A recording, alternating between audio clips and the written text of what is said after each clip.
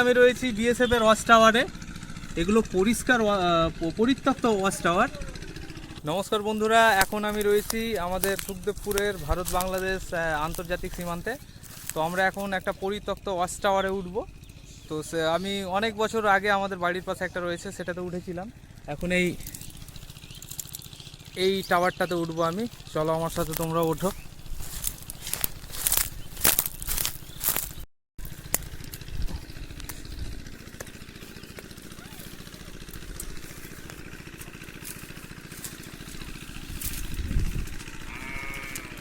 এই watch tower,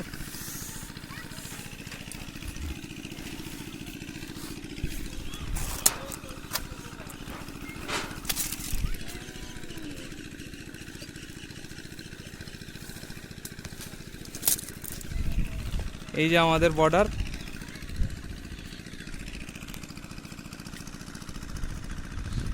আমি watch tower থেকে এটা ভিডিওটা করছি। নমস্কার বন্ধুরা, এখন আমি রয়েছি বিএসএফ এর ওয়াচ টাওয়ারে। এগুলো পরিষ্কার পরিত্যক্ত ওয়াচ টাওয়ার রয়েছি। সেই সুন্দর ফুটেজ আসছে কিন্তু এখান থেকে,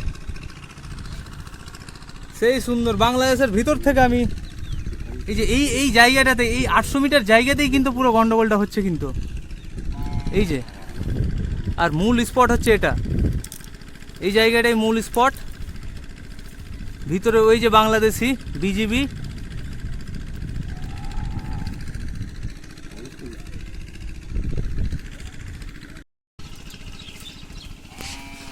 আর আমার সাথে রয়েছে রকি, যার উৎসাহতে আমি এই ওয়াচ টাওয়ারে উঠলাম।